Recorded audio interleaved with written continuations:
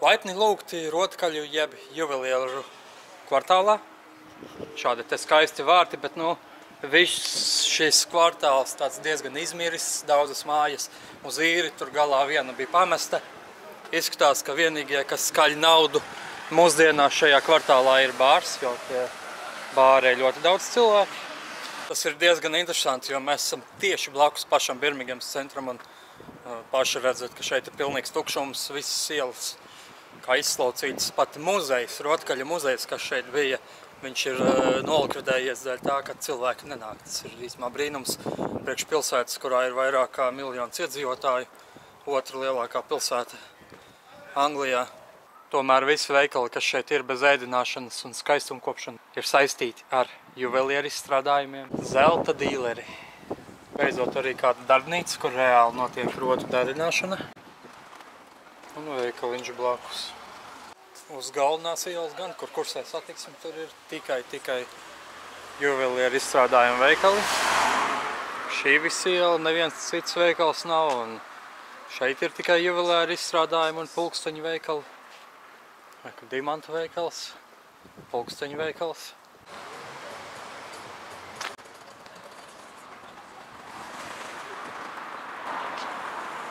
Queen's Arms. Noteikti viens no biežāk sastopamajiem krogu nosaukumiem Anglijā. Fans who need to support their cause. And even if the struggle is long and the hardship demands, the light side of human nature will always prevail. Tagad dodos iekšā centrālajā iepirkšanās ielā un uzreiz pilns ar cilvēkiem.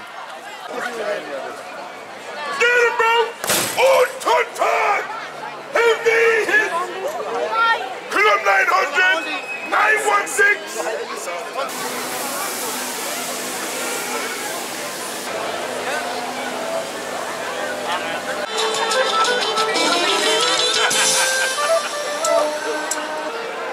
والله الخالق البارئ المصور له الأسماء الحسنى.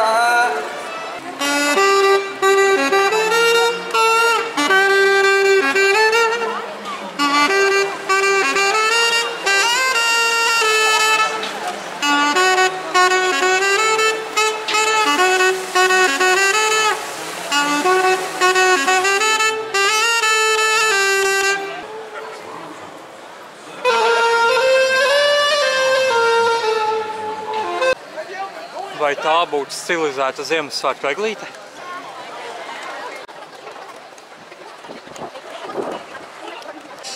Ja jau esmu atnācis tik tālu, iemetīšu acis arī Birmingemas tirgu.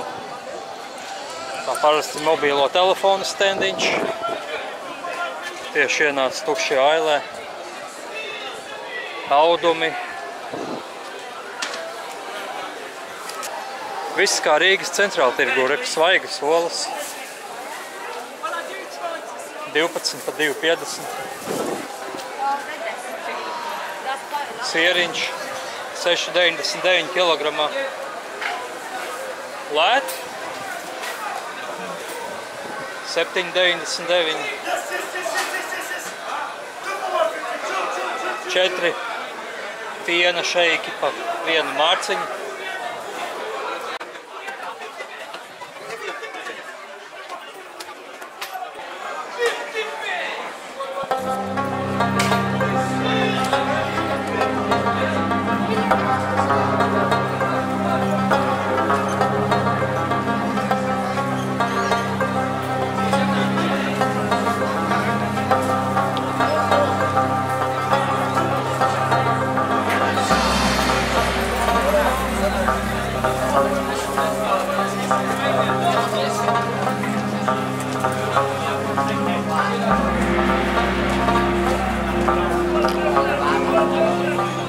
Tāds pamatīgs austrumu tirgus izskatās.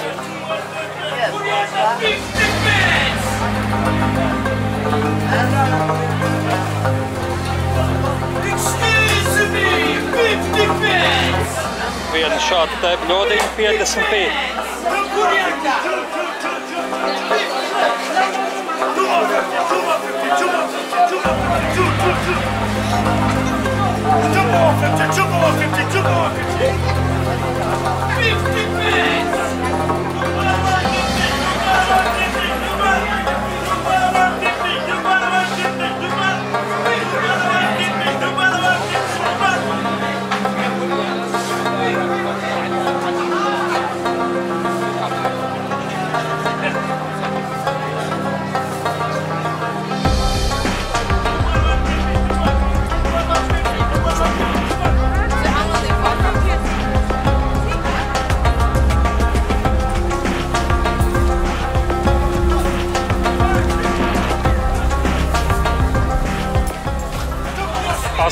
$80 katrs.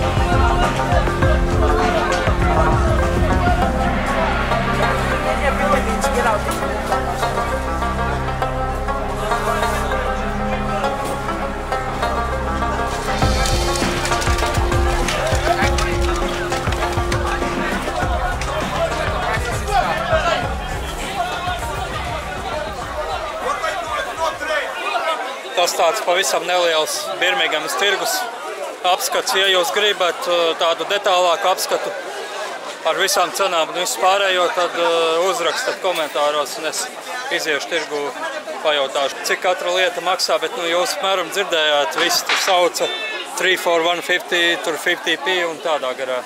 Mierīgi var nopirkt arī diezgan lēti visādas lietiņas. Tā kā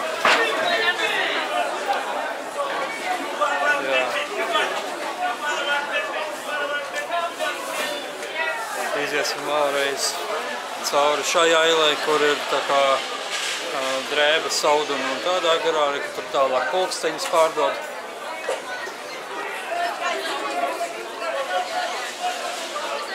Tur tālāk būs audumi, jakas un vairāk arī nekas, somiņas.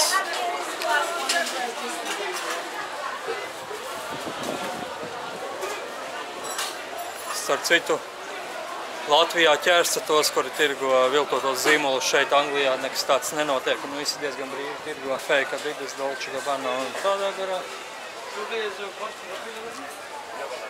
Dažādi indiešu stila audumi, zīdaini.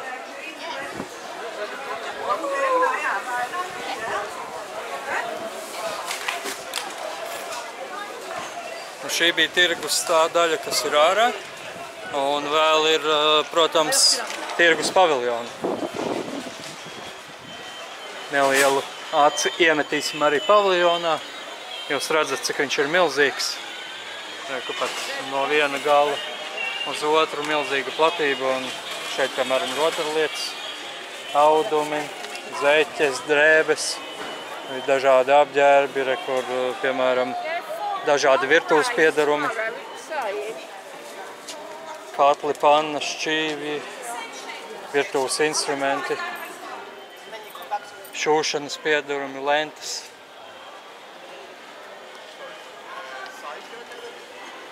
Principā var dabūt pilnīgi viss, kas arī nopērkams Rīgas centrāla tirgu. Cenas, man liekas, vēl labākas, piemēram, džemperīši, aciņas, kurpes pa 15. Kleitu, var nopirkt 15. Gan vīriešu, gan sieviešu. Kleitas. Es nezinu, kā to vīriešu audumu gabalu sauc īsti, ko musulmaņi vēl kā. Tagad ātrumu nevarēšu pateikt, bet jā. Viss var nopirkt. Tie maksāja 30, kleitas arī pa 30. Iemetam aci. Kā jau redzējāt, tirgus diezgan milzīgs. Vienotības pūcīte.